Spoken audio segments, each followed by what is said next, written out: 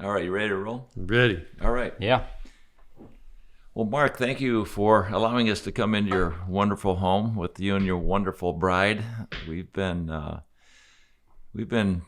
wouldn't say good friends for a long time, but yes, good friends for a long time because I liked you when I first met you back in Fort Lauderdale, and over the years fishing with and against you in some of the tournaments, we've gotten to know each other quite well.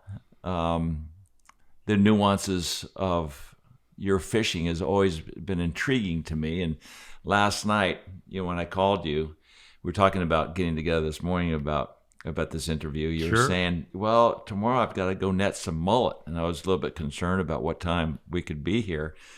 And what was your answer? I told you that I'll have the mullet tucked away in the cooler safely by the time you even think of getting up. So.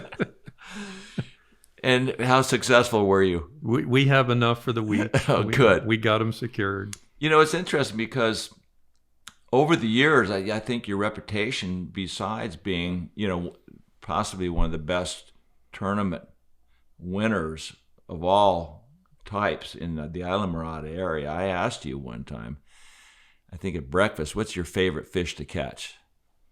Sure. I remember. I still favor the mullet. I love to go cast net mullet. You start with nothing. There's no technology that can help you. You have to go out and create that situation to catch them. And then it's part of the process, which I love the process. And the process being you're building a house. You have to go get those mullet to catch something else. And you're getting the best possible, freshest bait that you can get.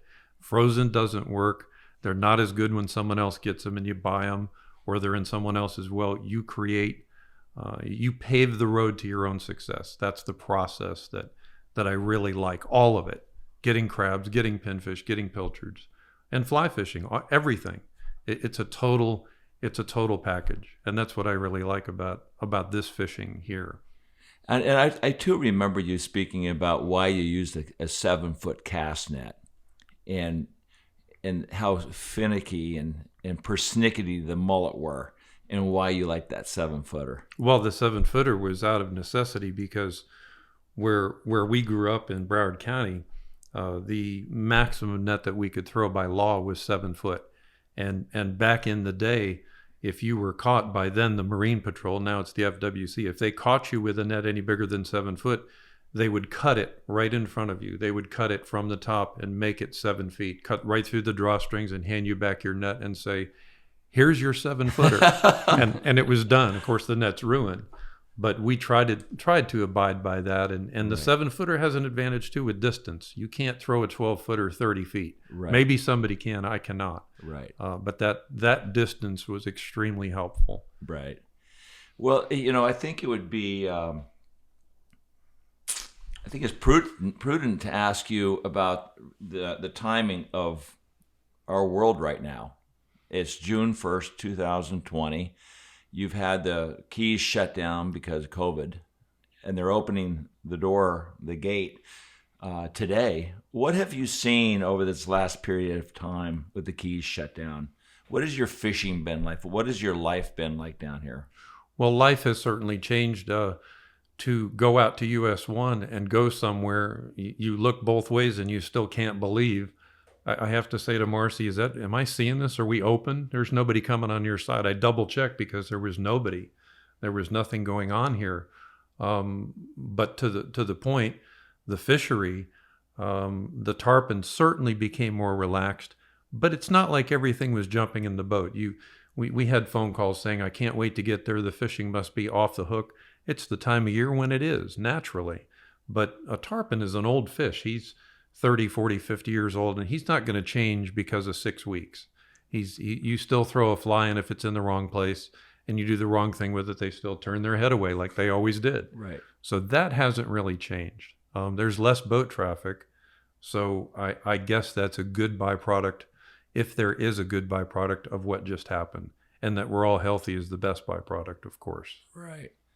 So in regards to fishing, not much has changed, you've seen? I don't think so. I think which I'm sure we'll talk about more in depth later, the bone fishing continues to improve. The bone fishing has really come back. And ironically, we now, body count wise only, we now catch more bonefish than we did in the 80s and early 90s. Body count, we catch more every day than we ever have. They're 2 and 3 and 4 pounders, and they're not 11 and 12 pounders anymore. But they're very willing. It's a new stock of fish coming up, and that continues to improve, and it really improved dramatically during this shutdown because everybody's tarpon fishing. It's a time of year when everybody's tarpon fishing, so you could see the explosion, the further explosion of the bone fishery over the last 2 months. You know, one of the interesting things that I noticed, and we kind of got in a little bit early, is that 2 years ago was the worst year ever because of the weather. We had terrible weather down here. And this year, or last year, was the best because the weather was perfect. And we get down here and we've had great weather throughout the last couple of weeks, but I have not seen nearly as many fish as I did last year.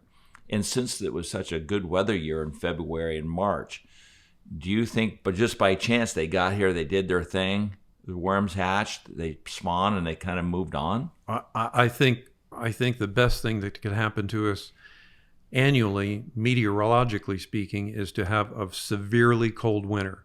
And that puts everything right on the calendar track. We don't have winter anymore.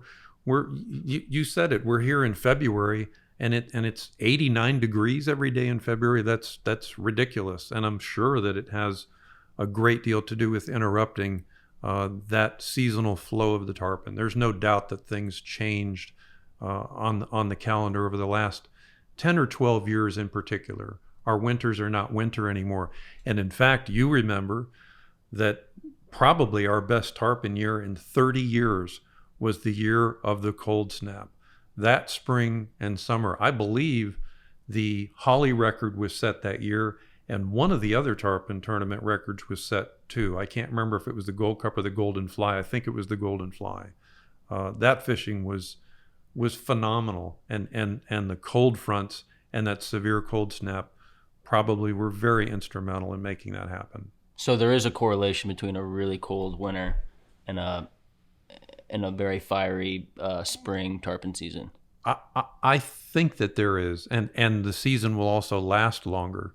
That winter, we were still catching large females in the downtown Islamorada area, both in the front and back. We were catching 120, 130 pound fish with pretty good regularity as late as mid-August that year. Whereas last year, the 100-pound fish were out of here by, it wasn't even the end of June yet. And I don't think we caught many fish after that, with the exception of the fall mullet run in the channels here. We did not catch many fish over 100 pounds any time after that. It was done. They were gone, completely gone. A quick question, before we get into your life, and going back when you were a younger kid, and when you first got hooked on fishing. The discussion we had recently was whether or not this, the worm hatches that take place and how these tarpon are so insatiable to eat these things. Do you think there's any sort of a biological thing that is a prerequisite with the worms and the fertility and the spawning of these fish offshore? There has to be. I don't think anything in nature is there unnecessarily. It has to be fuel for them to further their migratory track. It has to be important to them. I bet that stuff is high test. If there's an octane rating for food, I bet you mullet are 87 and the worms are probably 93, if not aviation fuel for them. Right. Yes, I believe that. Yes, I believe that's true. Do you think that bridge fishing should be banned because of this and the shark predation during these hatches during these moon phases? I think we have to fish more carefully in the main channels, and the main channels are if you look at satellite imagery, the main channels: T-Table, Indian, Channel 2, Channel 5, Bahia Honda, 7 Mile, even some of the bigger channels down in Key West, Niles Channel and Key West Harbor proper. If you look at those places carefully on a satellite imagery, it's the first place where you have a major interchange of water between the Gulf and the Atlantic. And I think that's what puts us on the map here.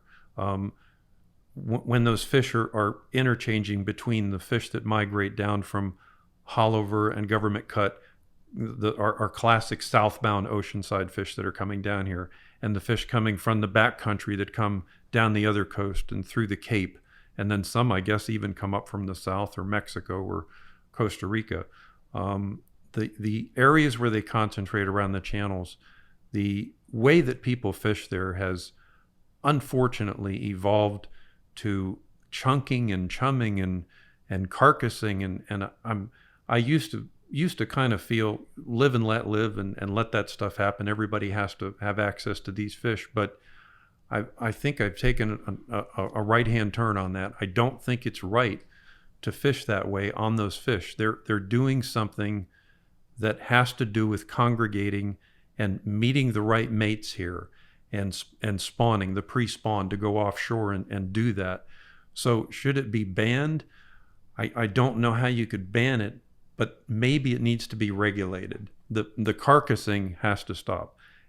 It's wrong. It ruins spots, and more importantly, it limits the way other people can successfully fish an area. We joke about going out early frequently and 3 a.m., the 4 a.m. thing. But the truth is, there's many mornings that at 6:10, 6:15, 6:18, those tarpon are done. They're finished. You can't catch them on a crab. You can't catch them on a pinfish. You can certainly go sight fish them. That's a totally different type of fishing. But as far as their nocturnal behavior and their normal eating, they're finished. They're done. And that's why the evolution into this carcassing and the chumming and chunking and live chumming has happened, because it's the next thing to do after dawn. That's the way that bait fishermen feel that sometimes they need to produce for their anglers, and I understand that. But I don't think it needs to be eliminated, but I think it needs to be regulated. I'm not sure who can do that. Maybe we have to create a more powerful guides association that does regulate that. But yes, it does need to be addressed, and something does need to be done. Yes. Explain carcassing. How does that take place? Carcassing is a horrible approach to tarpon fishing. It's incredibly effective. You know that you've seen it, Bud and Mary's or any main marina where people bring in their fish, their dolphin, their tuna, muttons, and groupers, and they bring their things in and they cut at the table, and those fish they're waiting.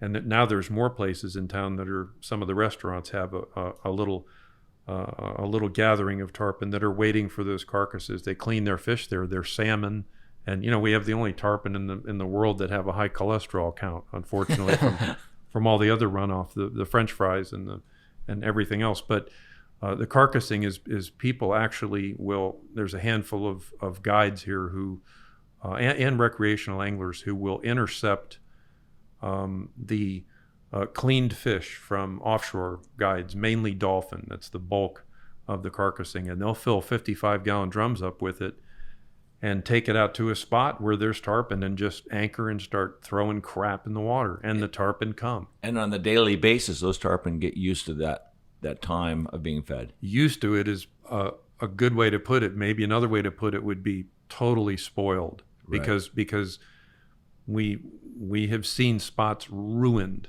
You cannot go fish there anymore. And as you know, we've even had to, and we've both been on the rules committees of the tarpon fly tournaments from time to time over the past. We even had to put a rule in one of the tarpon tournaments. I can't remember if I think it's the Gold Cup or the Golden Fly, one of the weight tournaments, where you're not allowed to fish within 500 yards of someone who's doing that. That's how effective it is. But effective isn't the right word either. Long-termedly, it's devastating. It's not the right thing to do for our tarpon fishery. Can you shame people from staying away from a fishery and or fishing a certain way? I don't think you can shame them. Again, maybe the key is regulatory. I don't think you could shame them, because they're gonna go anyway. They're gonna go, and you know what? We all have to make a living, and that's respectable. If the way that you make a living adversely affects the way someone else is making a living, that's when it's wrong. That's when the line is crossed right there. So regulatory would be the way to go. I'm not sure how to do it, but something has to be addressed there. It's really bad. You know, what's interesting about you, Mark, as a friend, I've always known you to be a very strict disciplinarian.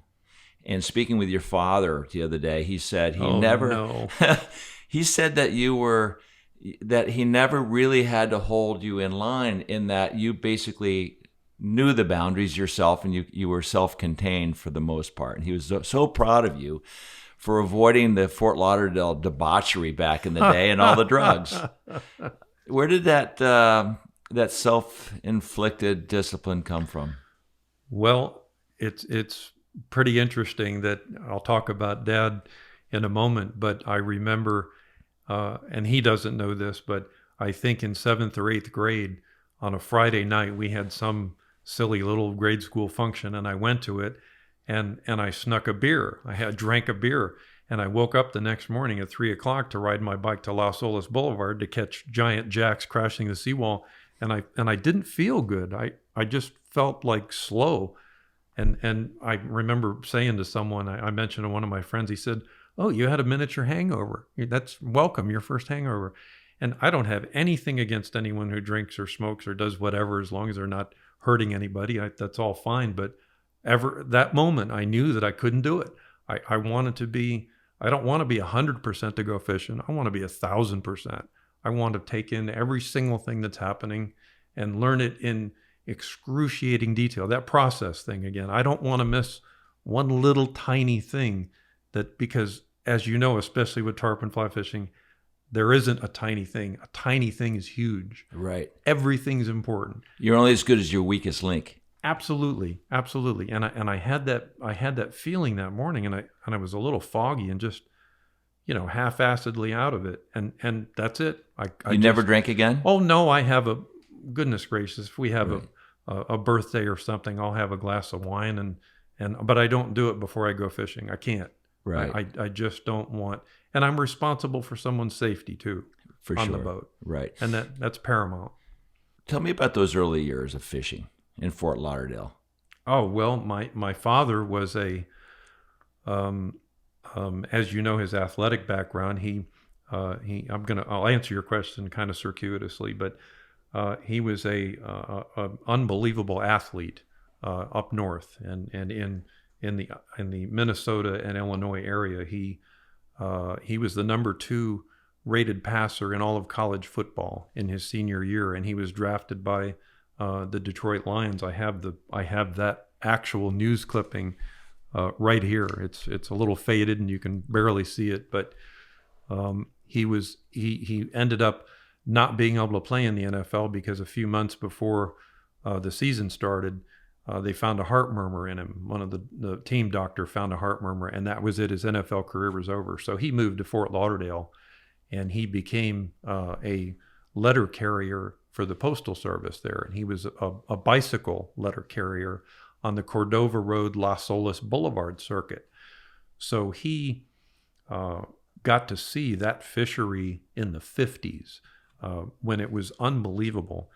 From the bank, we started fishing from the bank when I was young, and he knew where all the jacks were in the bridges that had the massive snook, and where the tarpon would hang out in the schools of mullet, and Fort Lauderdale back then was a bank fishery. You didn't really even need a boat. When we got a boat and started to fish the intercoastal later in the day, it was a luxury. It opened up a whole new world to us, New River, and then of course Chuckaluskee and Palm Beach and Biscayne Bay, and then down to the Keys. But my parents were married and spent their honeymoon in Marathon. So I think I'm probably like a salmon. I have to go back to that same rock where it all started. And but my father was a journeyman fisherman, but always passionate. He was very passionate about fishing. But back in the day on Las Olas Boulevard, he caught redfish, black drum, things you wouldn't even expect to see there, and with regularity. The fishery was incredible back then. But you were not a sportsman per se, basketball, football, baseball. You were a golfer, right? I was a golfer. Dad wanted me to be a professional golfer, and we fished all the time on the golf courses, and that was the undoing of my golf career. So that's when the light bulb went off. Like fishing is embedded. Well, fishing was always embedded. I just thought it was the coolest thing in the world. I mean, how could you be a young man growing up in South Florida and not think it's the coolest thing in the world? It's just, it still is. It still is. I mean, every morning we wake up, you just know that sometime during that day, the coolest thing is going to happen, or maybe 5 or 6 of them, you know, and that's when that stops, then maybe it's time to not do this anymore. I was asking Nikki yesterday, we were on the boat, and normally we don't talk about, you know, this kind of stuff because I just take it for granted. He's been next to me his entire life. But I asked him, when was that light bulb moment for you, that when that switch flipped and you knew that fishing was going to be a part of your life? Yeah. It was in one of those golf course ponds, bass fishing, and I think I was like 6 or 7, and you know, for the longest time I was right by your side, and you'd rig my baits and you'd cast it out and I'd reel it back and get a bite and catch the fish, but you were kind of fishing for me. But this one instance, you let me go on my way and you told me to go down by the corner, and I was rigging my culprit bait. I remember this vividly, and threw it out there and caught my first fish by myself, and I was like, holy crap, I can do this all by myself. And I showed you my bass and ran over and I released them, and I was like, fell. I'm hooked. This is what I'm going to do. Yeah. So we all have moments. I remember the first time I tied a renegade. I'd fly fished a little bit, not successfully, with my father. And then Chuck Fothergill taught a few of us how to tie flies, and I tied this little renegade and went to the river down below Aspen at the time, in the early 60s, and I saw this fish come up and hit my dry fly, and it's like, wow, you know, I actually fooled something, you know. And we were speaking at breakfast this morning about how cool tarpon is, and it's like, if you could go into the wilderness and rope a bull elk and handline that thing, you know, to your feet, and get him on the ground and take that rope off of his antlers, and to get a photograph of that rack and watch him jump up and run off. That's what we do with these dinosaurs. Catch and release. Which is so awesome. Yeah. Yes, it is. We get to go play with these monster dinosaurs. Yes. I do. That's a great story about the bass. I do have a defining moment. And it's on the wall right there under the light, that little tarpon right there. It's all of 12 inches long, and we were on a golf course, like your story, Nikki, and we were on a golf course, and there was always baby tarpon on this golf course that was off of Broward Boulevard in Fort Lauderdale, and this is going back to the 60s, and I said to my dad one day, my uncle Mo up in Des Plaines, Illinois, had given me a fly reel when I was 5 years old. And it was the damnedest looking thing, and I think they're still around now. But the reel was mounted down with a lever on it, that automatic. Oh, right. Remember that thing? Yeah, you cluck line. Oh, my God. If you hit that thing for an extra second, all the lines zipped in. Well, the first bluegill I ever caught on, I thought you were supposed to hit the lever, and it came out of the water and hit my forehead, the brim did, and left 2 spikes in my forehead. And I had to, and my uncle had to tell me, no, that's not how when a fish eats, you don't. That's just for bringing the line back in when you're finished fishing. So I took that reel and I said to my father, it was in the summer and it was on a Sunday afternoon, and I said, Dad, tomorrow morning I'm going to catch my first tarpon. And he said, if you catch your first tarpon, he was so sure it wasn't going to happen. He said, I'll mount it for you. And I said, you got a deal, you're on. So I rode my bike the 5 miles to this place, this golf course, and I snuck out on the course at dawn, and there was a little creek there, and it had boiling with little tarpon. And I threw this fly and I hooked one and lost it, and I was just literally crying. I thought I'd blown my only chance. And I throw again, and I got a bite, and I got this fish, and I got him up on the bank, and I jumped on him. I just dove on him. It was in the rough of one of the fairways of this little par 3 golf course. The name of the course was Cy Foster's. And I dove on this thing, and there was still tarpon all over the place behind me, but I had it. I had it in hand. And I was like Lance Armstrong riding home. And I get home and I opened the door and I stuck my head in the door. My dad was eating breakfast, and he looked over and he knew. And that's the first time I ever heard him use a really bad word. He said, "I just hope it's not big." And I stick this little tarpon in the door. He said, "A deal's a deal." So there it is. It's 55 years old. You know, that's crazy, because if you look around, you have won all the major tournaments. And that might be as significant as one of these big majors. Oh, by far it is. You've asked me before, and that's a question that people will ask frequently. You know, what's your biggest accomplishment? What's the thing you're most proud of? It's definitely that. It's having a father like my dad, who's 93 now, and as we're talking, he's on the tennis court.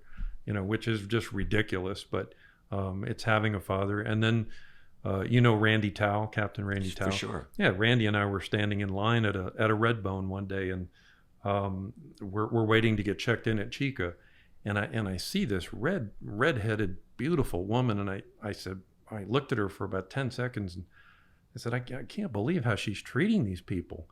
And Randy said, "Hey, you're married, but just forget about it." And I said, "Randy," that's going to be my wife. And he said, No, she's married, you're married.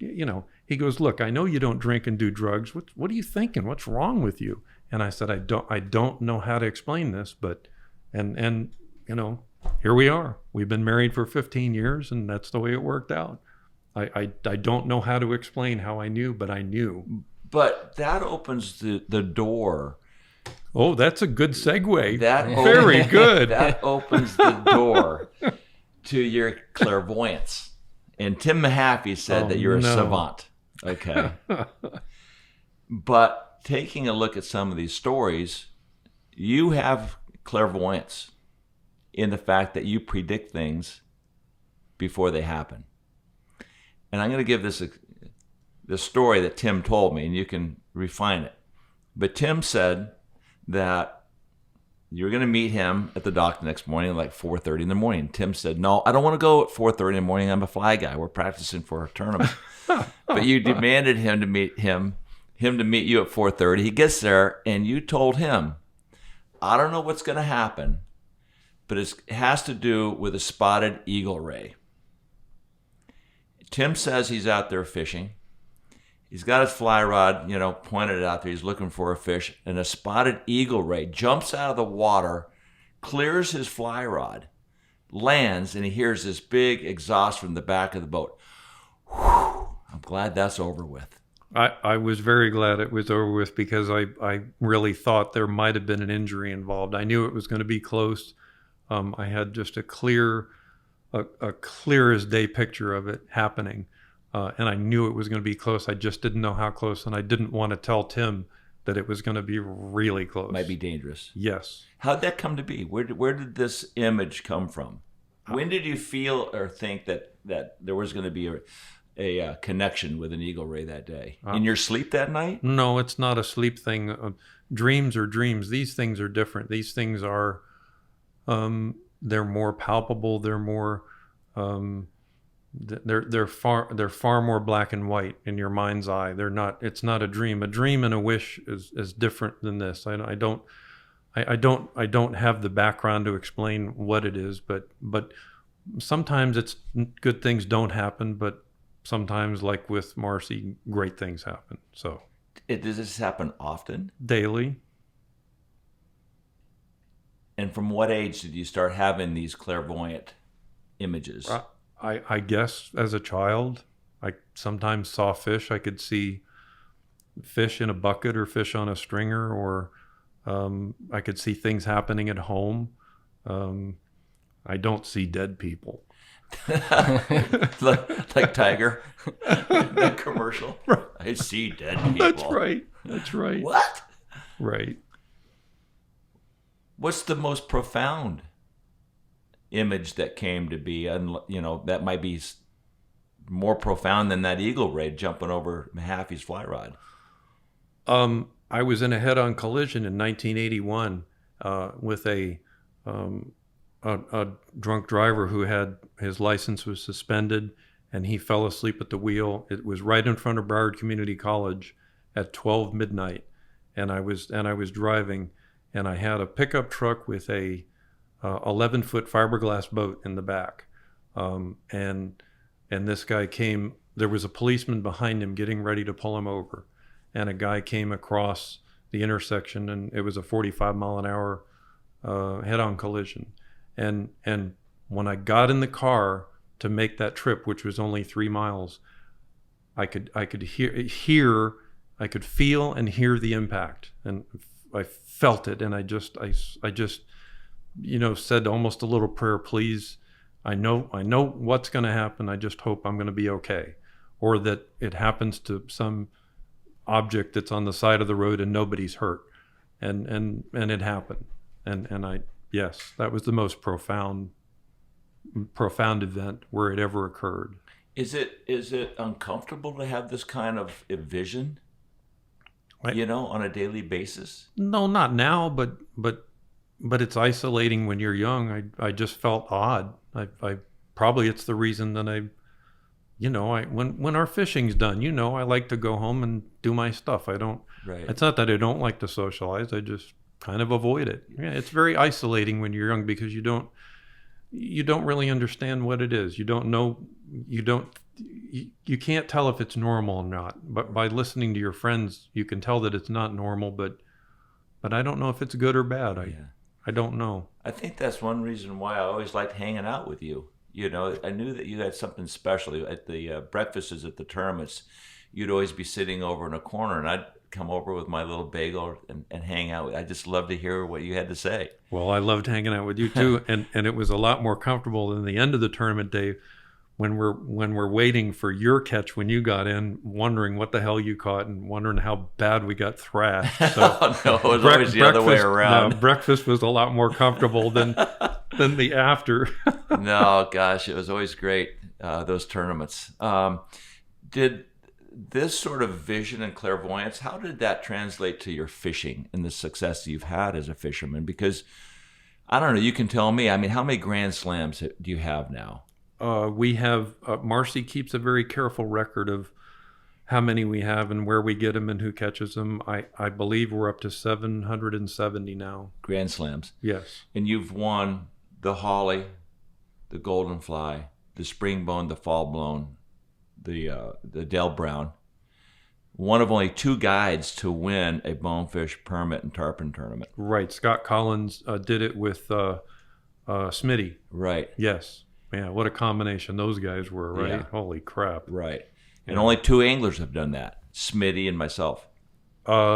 Yes, and I'm not sure if Mark Richens, who, by the way, is fishing with Joe today here. I don't know if Mark did it or not. I don't know if he's got I'm not sure, but I know you were the first to do it. Right. Yes. Yeah, for sure. For sure. How do you go to the Key West and beat all those guys? You don't fish down there. You go to the Slam, you go down and you win. What makes you so good as a fisherman? You don't have a GPS. You don't have a watch. No tide charts. Yeah. How do you do this? And you're running around in the dark at 3 a.m. I love to run in the dark. I was terrified of the dark when I was young, and Marcy and I have put out PVC pipes with reflective tape on them from Jewfish Creek to Boca Grande Key, and from here to Flamingo. We can go from here to Flamingo at midnight much safer than we can go in the daytime with no GPS, just with some reflective, a flashlight or a Q-beam. Key West, Timmy Carlisle, who fishes down there, who's the master of Key West down there and has fished there professionally for 40 years, he calls it the land of stupid. And if you fish down there, especially where the bonefish are concerned, in Islamorada, where we learn to bonefish, if you can consistently catch bonefish here on any tackle, I think you can go anywhere in the world and successfully bonefish.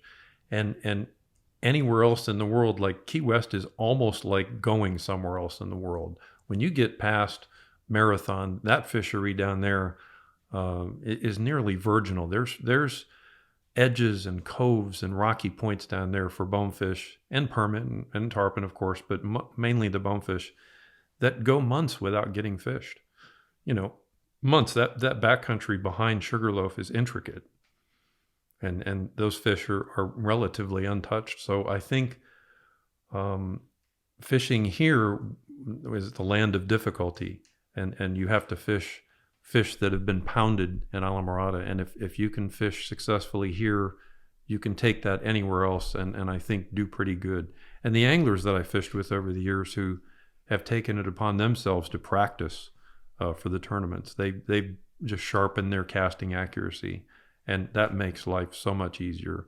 Mo Smith and Rich Barnett and Cal Blumberg, Dan Zakari, Scott Deal, all those guys, their casting accuracy certainly helps your tournament wins, no question. Didn't you used to train your anglers in your backyard, or have some drills that you'd get your anglers sharpened before the tournaments? And what were those drills?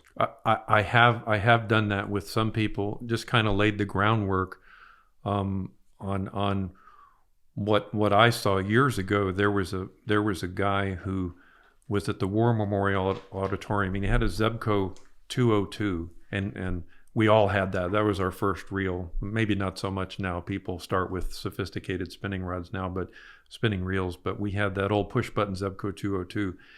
And I remember watching him. They had a little portable trout pool that was nothing but a plastic rectangular, 40-foot by 10-foot wide. And they would charge anglers $1 to go in there and try to catch the trout on the corn kernels. But this guy put on a casting exhibition. He had a Dixie cup down at the end of the pool that was suspended on a 2x4, and 9 times out of 10 he could put this little rubber casting plug inside that Dixie cup that was half full of water and not knock it over. Oh my gosh. And I'm watching this, and I was very young, and that left such a great impression on me. I'm like, I talked to this guy later. After he was finished, I said, how can you do that? He said anything that you want to get great at, you have to do millions and millions of times so you don't think about the mechanics of it. He said, when that thing's going out there, he said, I don't have time to think. And of course, you play golf, you play tennis. It's the same thing. If you stop and have to think about what you're doing while you're doing it, you're not going to do it properly.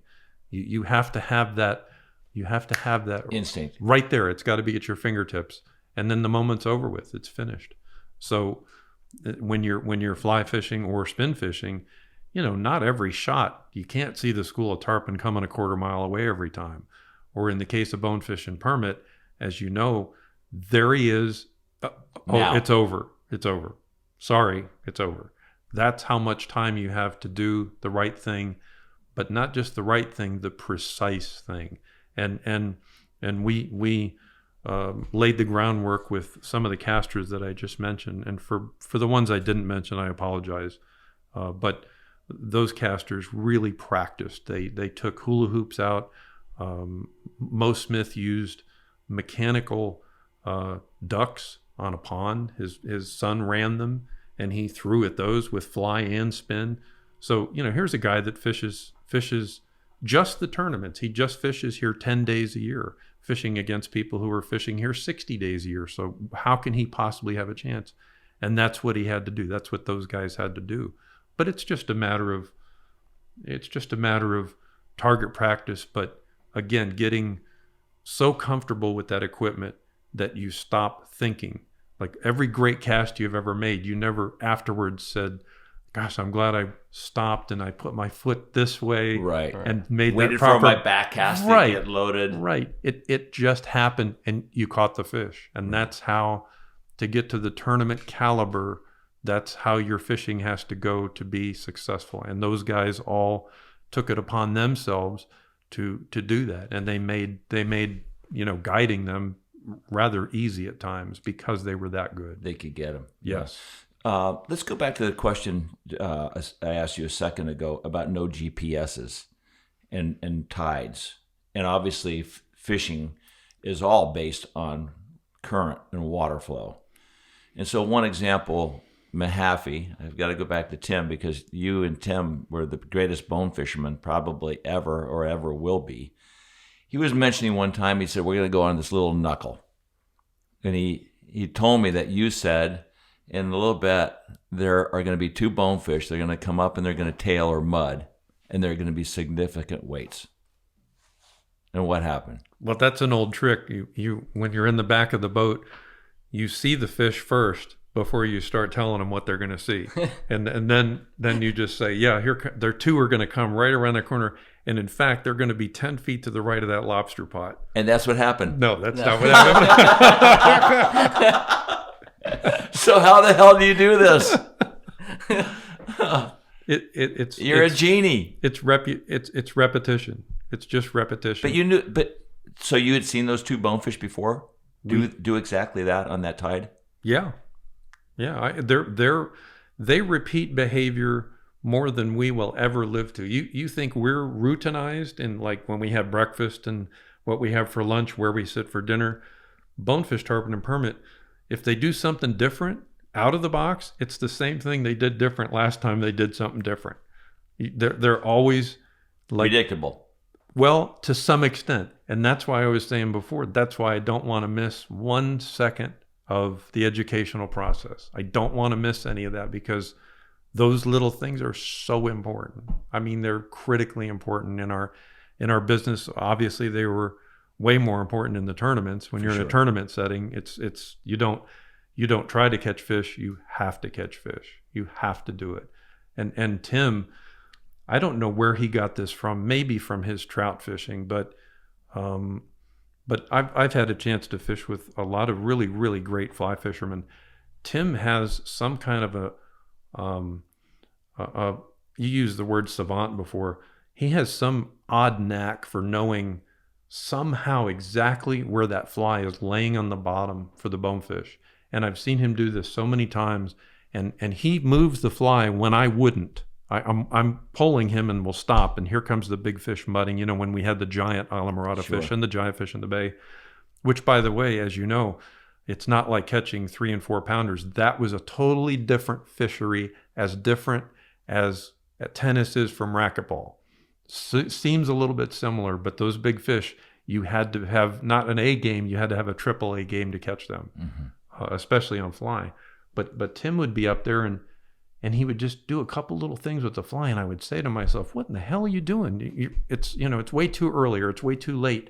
And then he'd come tight, and his understanding of where that thing was in the water was the step above uncanny. Just there's I don't know how he knew. He couldn't see it. There's no way you can see it, but he would know in 3 feet of water those fish should be mudding, and there's current, and there's other factors, but somehow he knew right where the fly was and right the exact second to give it just that nice little nudge, and then boom, he's on. I saw him do it hundreds of times. What a team you guys were. Oh, well, like I said, when someone like that is in the bow, it's pretty easy. What I have to do, just give him a sandwich and a Coke, and we're good to go.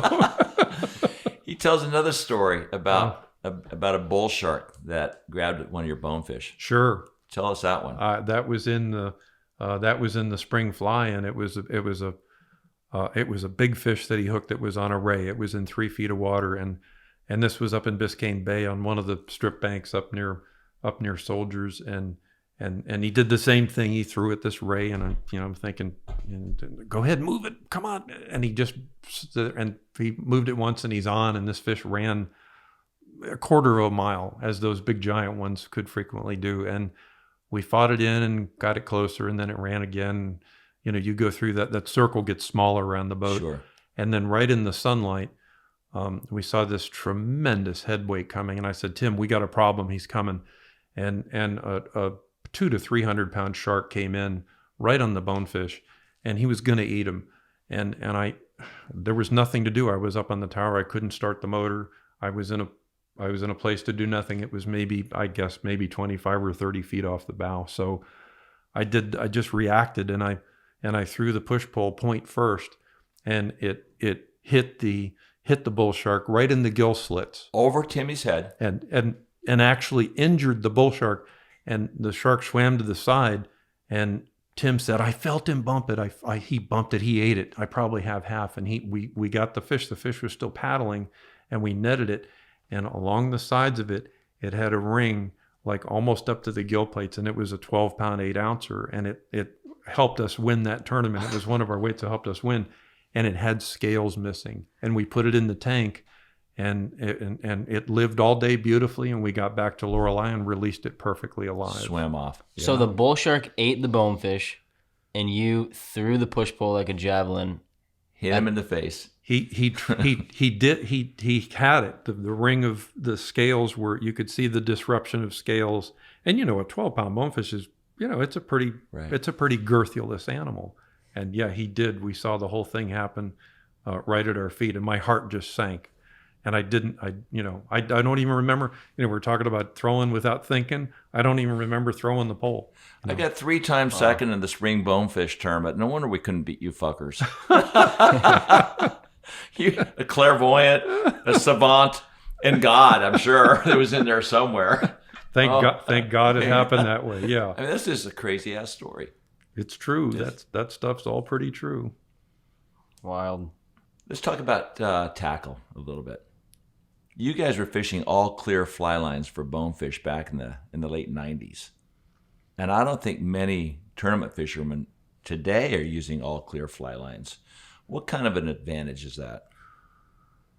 Yeah. Because the fish is out front. You got to have a 12 or 15 foot leader and a normal colored fly line. I see all clear fly lines working if you're fishing in schools, like in the Bahamas, where the lead part of the school can get by the end of your fly line and you can hook a fish in the back of the school. But tell me why it works when you're fishing for a single big fish, bonefish, the all clear fly line, unless maybe in the false casting.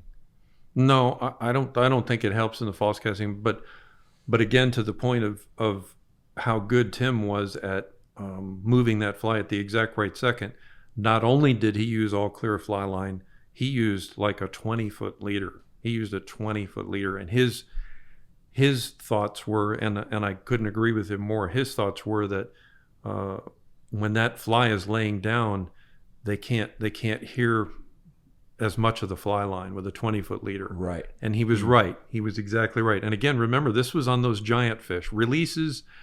It doesn't matter. Right. 2 and 3 pound fish, you can probably do a cannonball off the tower in the middle of the cast, and they're going to see the fly and they're going to glom it. They're just going to destroy it.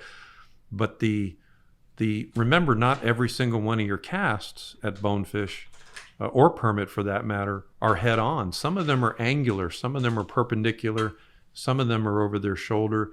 And then how many times have you thrown at your target and your fly line halfway to the fish spooked another fish? I'm not saying that the clear fly line will stop that from happening every time, right? But it's a definite advantage. And when we throw at permit, we throw the fly and we try to make the fly land right here on a single, or if it's a school, we try to put the fly in the middle of the school, so that clear fly line helps them. Clearly helps you in those situations. Do you use a clear fly line tarpon fishing also? Oh, always. All clear. Oh my God, always. Because then you get to a long string of fish, and if you're on the ocean side and it's clear and those fish are traipsing the ocean side going either north or southbound, you can almost bet someone else has thrown at them before you have. And with the clear fly line, you let the lead swim by, and we even go sometimes 2 or 3 fish back from the lead fish and then move the fly. Right. And sometimes a colored fly line, you can get away with doing that. Most of the time you cannot. Right. Have you tried the ghost tip? I have. Portland ghost tip? I have. That 9-foot? That's what I use. Yep. And it's a very effective line. Yes, it is. So when you're bait fishing, what's your setup look like? You use Power Pro or braid or monofilament? So I think you use monofilament, correct? We tried the braid for 2 years. I fished braid side by side with mono on our rods that we cast with, the 10-pound spinners, and then particularly we used them on our 20-pound spinners in the tarpon live bait fishing, either daylight or pre-dawn. And we came to an interesting conclusion through observation, certainly not scientific, but we, with our still fishing with crabs and mullet, we got 20% fewer bites with braid. And I didn't really understand why. And then one of the gentlemen I fish with who fishes the tarpon in Boca Grande, he told me that when the spring tides come, they're the hill tides, I guess they call them, when they're real forceful water movement, that they can watch on their fish finder, and they can see the tarpon make a 20-foot wide hole around the braid. He thought that it vibrates. He thought there was something there was something audible about the presence of the braid. And when we would cast to bonefish and permit, if you have that shot where you're casting perpendicular to a fish or sometimes over him or over his shoulder, we've seen both bonefish and permit get to the braid, which is at that pound test, it's very thin. 8-pound braid is nothing. It's like your hair. And they'll get to it and almost treat it like a perimeter. They'll get to it and swim right next to it, but not go under it. And this could be in 10 inches of water, or I've even seen it in 2 and 3 feet of water. So there's, most of the time, it probably doesn't make any difference, but for what braid costs and the difficulty of working with it, and in situations where it costs us fish, it's not worth the difference in price. And yes, you can cast 25% further, but hell, I'm not accurate 110 feet from the boat. Right. I can't put it in the hula hoop there anyway. So that distance, and then you can't control your entry. With a crab or shrimp, you want to make it land as softly, or a jig or a plastic bait, you want to make it land as softly as you can. And I can't do that at 100 feet. Right. I can't make that happen. And are you using all circle hooks? No. The only circle hooks we use are on our crabs in the morning. The circle hooks, at least in the way that we fish our bonefish and permit, I can't hook a shrimp real good with a circle hook. I can't. That we use 1/0, just regular little J mustads or eagle claws, and those seem to work just fine for us. And you don't have issues with them swallowing? No, Yeah. No, do not. And we don't free spool when we throw and we see fish go down on it and it comes tight. We just crank. We never even set the hook. We stopped setting the hook 30 years ago, even on J hooks. We just crank like a madman. Just get tight. Get tight and stay tight. And that way it's in and it's done. It's interesting because I remember seeing old videos of Billy Pate tarpon fishing in Homosassa. And I remember watching him set the hook. His hands were not on the fly line to create resistance. You strip strike, you hang on. I remember this, right? The videos. I remember this is how them. we hook them now. You get tight, you hang on, and let the fish set the hook. Yes. And I remember when I first started tarpon fishing, I remember Billy Pate, 2 hands on the fly rod, ripping it like this. And his drag is set at however pounds it might have been. Couldn't have been a whole lot. And you wonder why fish were falling off. Well, I remember those videos. And also don't forget the evolution of hooks and flies themselves. Remember those flies they threw in those days were 4 and 5 inches long, and they would use 3 and 4 and 5 these gigantic hooks. And now look at our hooks. It's a worm fly. The bonefish flies and hooks we use are bigger than the tarpon flies now. Right. And most of those hooks are a number 1 or number 1/0, and you're exactly right. You don't have to set the hook anymore. You stay tight and remain tight. You got them. And they're on. They're stuck. Yeah. I read something years ago about the owner hooks and the Gamakatsus and all these new types of hooks. But there was a guy that came and gave a seminar at a hotel, and this is going way back before these hooks really became popular. And he had a very interesting paraphrasing of how to set the hook on these fish. He said, "Don't set the hook. Come tight with the reel on the spinning rod or the line with the fly rod." He said, and I'll never forget this. This left an impression on me too. He said, "If you try to do that, you'll rob the point of the hook from its destination." And I thought that was just perfectly said. Right. And that's what's happening. The hook will go perfectly where it's designed to go, wherever that is, and then it's in, and it stays. Yeah. And he was right. It's amazing because we're using number 1. Yeah. Worm hooks now. Yeah. Short shank number 1s. Right. And in the old Gold Cups we used to fish, we used 80-pound or 100-pound monofilament tippet. For shock. Now we're down to what, 50 fluorocarbon? 40 and 50. Yeah, right. All day long, 40 pounds. It's amazing. It's amazing. Tell us about that big fish you caught, which is this one right here. Right. Fishing in the... Tell us about this thing and where were you and what you saw. Well, the most important part of it is that it was prior to Marcy and I getting married, and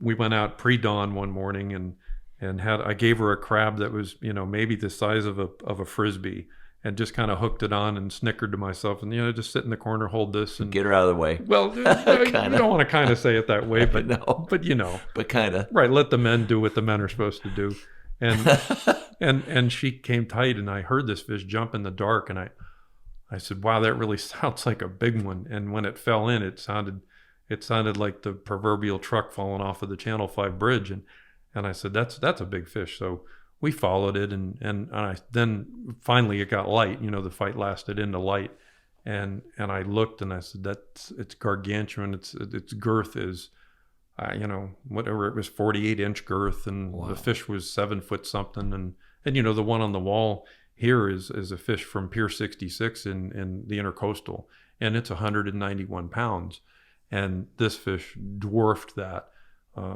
And that was before we were married, but I think that fish sealed the deal.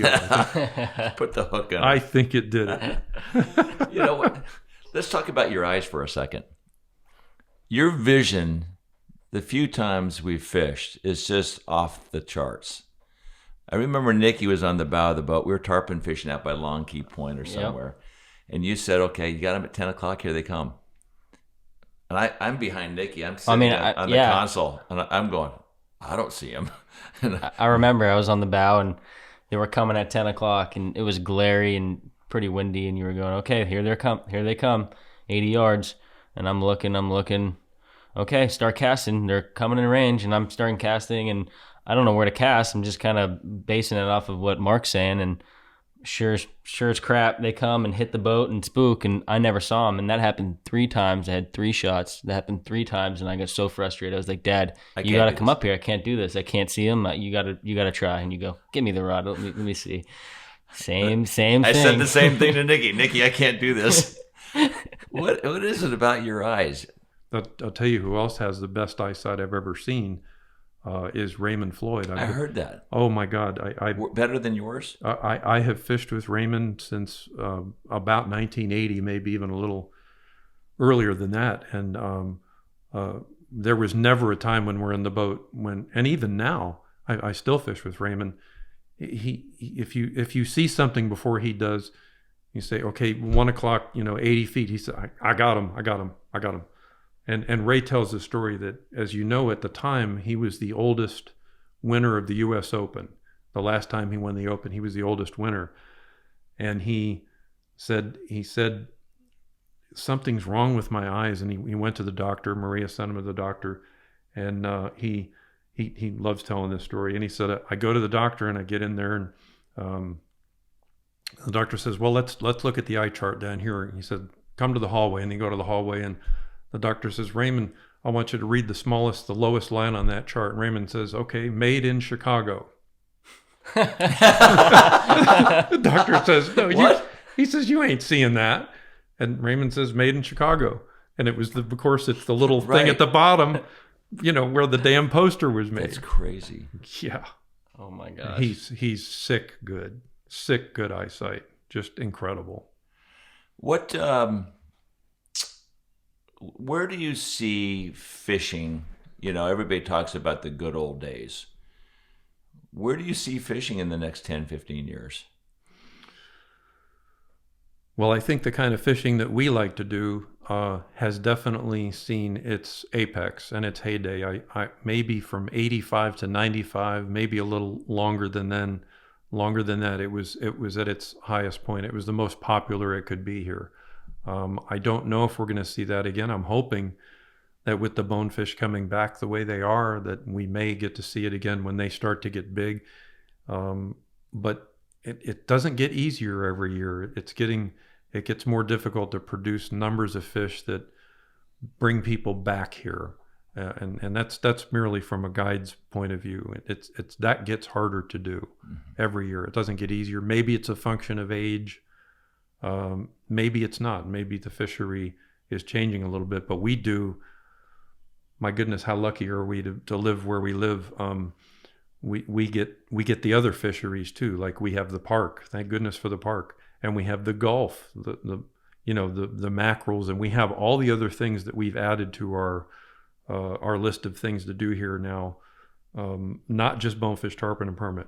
We have lots of other things to do. So that part of the fishery has changed. We've added more things to do to try to fill in the gaps. What do you think happened to those big Islamorada bonefish?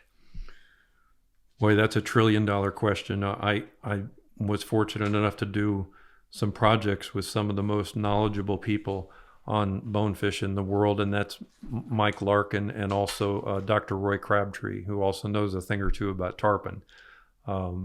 They're completely miffed. They have no idea what happened to those giant fish. Die of old age? Well, In the cold? The freeze? no, the freeze. I don't think the freeze did anything. I know the freeze killed some fish, but that bonefish decline was already firmly in place before that freeze. Right. And it continued about on the same scale, even when the freeze happened. When you talk to different people about what's happened, I like to talk to some of the people in town here who know more about big bonefish than anyone.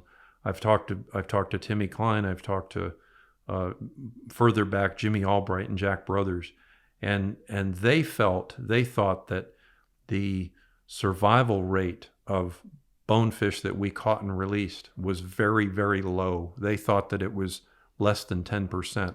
And what they were citing was that when we let go a 10-pound bonefish, let's say we brought one to the Lorelei to get weighed, or if you caught a 12-pounder out in the boat that was not in a tournament situation, you wanted a picture of it.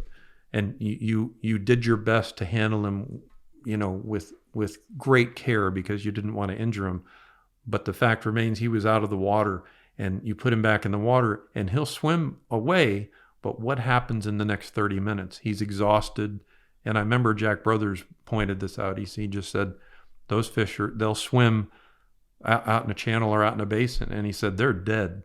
He said, a lemon shark's going to get them, a black tip, a bull shark, they're gone. He said, you're not going to see them anymore. And I don't know if I agree with that or not, but that's from someone, a few people have said that who have a lot more experience in the Islamorada area, which was the Valley of the Giants. Mm-hmm. This was the epicenter in the world of gigantic bonefish. So maybe that's true. Maybe that's what happened.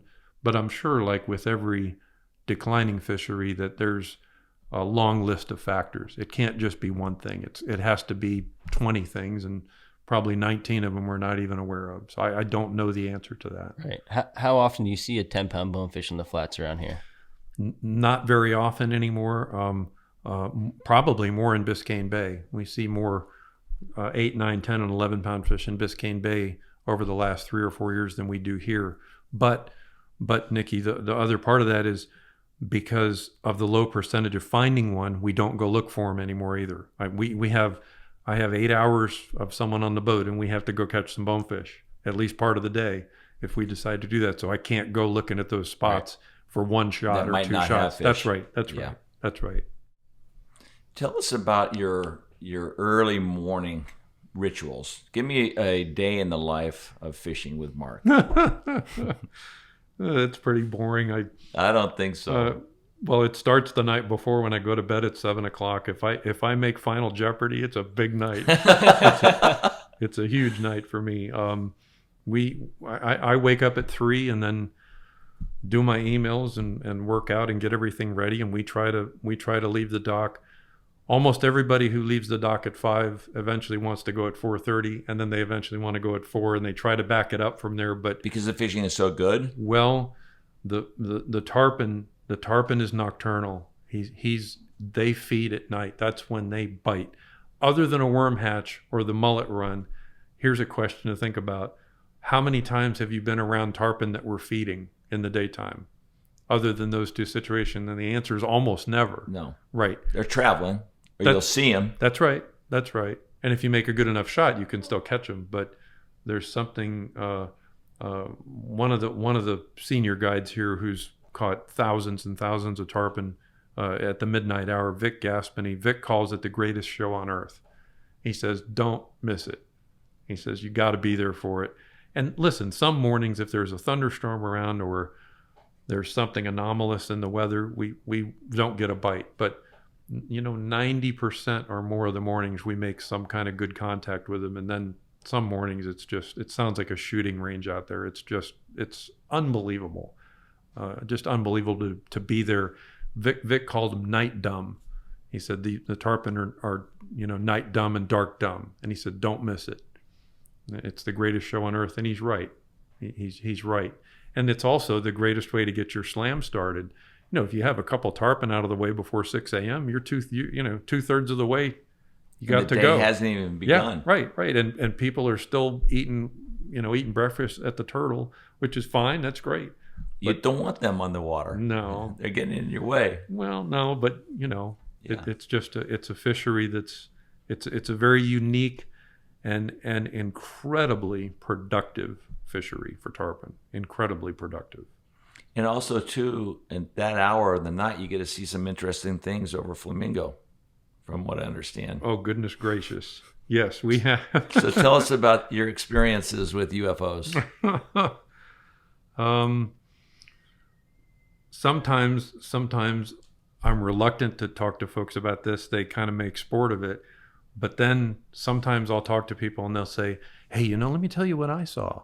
And they're all over it. And they've also seen, I think one of the tarpon tournaments about 4 years ago, there was a glowing disc back near on the other side of Rabbit Key Basin.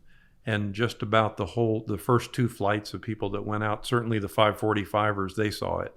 And then the 6 o'clock and maybe the 602s, as you know, we leave in the flights. Sure. And they all got to see it. And there was a hovering disc back there. I've probably seen this thing or the things, I would guess 25 or 30 times and maybe 10 or 15 times with extremely credible witnesses, some in the military, others were pilots. They've seen it. They have no explanation for what it is. It hovers. It goes from point A to point B, which can be 3, 4, 5 miles in the literally less than the blink of an eye. It doesn't accelerate. It has no exhaust. It has no noise. I don't know what it is, or they are. I've seen 3 at a time, several times. We've had it come over the house. I went and got Marcy out of bed at 3:30 in the morning once. I said, it's right over the house. Do you want to see it? And she says, no, I'm kind of comfortable. And I said, no, you might want to see this. And I pulled her out of the sack to see this thing, and it was there, and it's beautiful. Whatever it is, it's totally cool. The first time I saw it, I fish people from Dade and Broward County who, if I fish them in the park, they don't necessarily want to drive all the way here in the morning and then go from here to the park. So they'll drive right to the park, and I'll go over by boat and meet them. And I go over early in the morning so we can get a nice early start. And the first time I saw it, I was over by Panhandle Key and going through the heart of the backcountry there. And I saw this thing really low to the water, really big bright disc light. And I looked and I thought it might have been, maybe it has to do with a boat or a sailboat. And then I'm thinking there's no way a sailboat can get back in there with its underneath. The keel. Yeah, it draws too much water. Even a small sailboat can't get back in there. And I watched it and it went out. I got a 60-second look at it. And I went right where it was. It was right where I was going, over kind of near the dump keys. And how high above the water? I would say 100 feet. Wow. And the times I've been close to it, it's not small. It's the size of a 727. It ain't no little frickin' drone. People say, oh, it's a drone. It's not a drone. 727. Oh, it's enormous. Hovering. It's enormous. It's gigantic. And the one morning we were out, we saw, as I had told you earlier, we saw 2 F-15s chase it out to Alligator Light, and also 2 helicopters, military helicopters. One came from Homestead and one came from the Lower Keys right after dawn, and they chased it out to Alligator Light. And then it just zipped away at some unbelievable speed. And then everybody kind of went their own way. The helicopters went back to where they came from, and the jets got back together, and they went back to Boca Chica down in the Keys. So I don't know what it is. It's fascinating. Does it scare you? I think it scares Marcy more than it scares me, because she knows that if I have a park trip, I'll purposely go an hour early to go sit there and wait for it. I want to see it. How often do you see it? We can go 2 or 3 years without seeing anything, and then I've seen it a couple times in a month. So it's not consistent. It's not on a predictable Right. schedule, right? It's not. But I know other people here have seen it. They've told me kind of quietly, and I always love when someone else sees it, because then I don't feel like It's such an idiot. verification. Yes. Confirmation. Yes. Where would you like to go with this interview from here? Anything you want to add?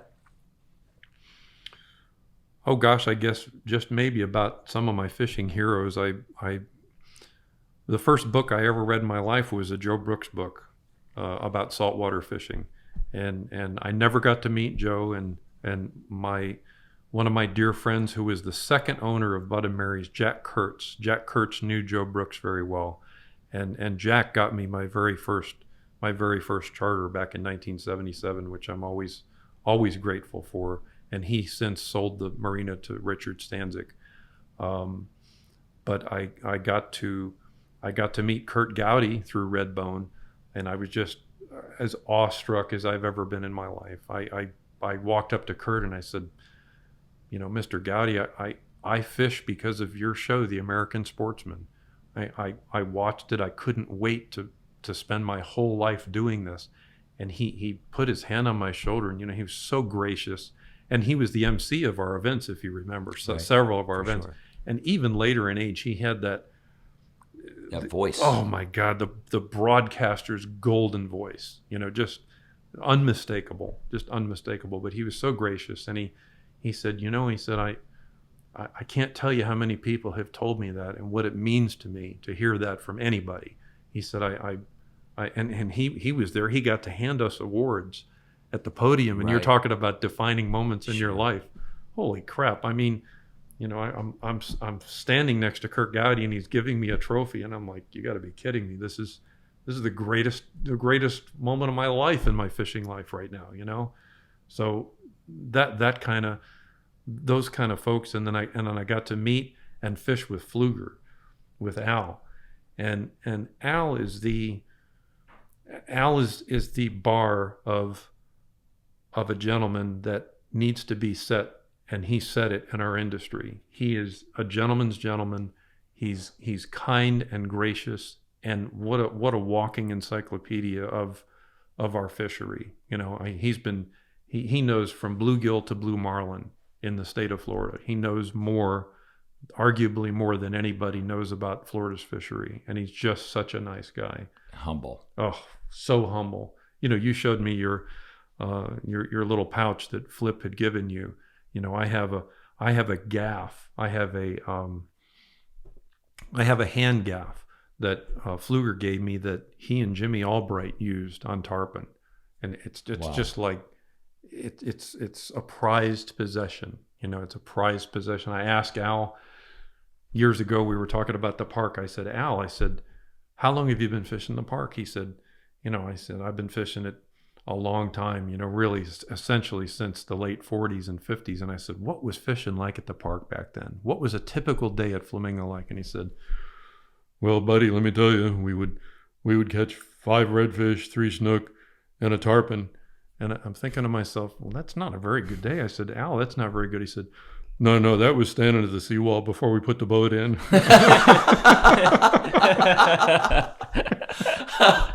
That's hilarious.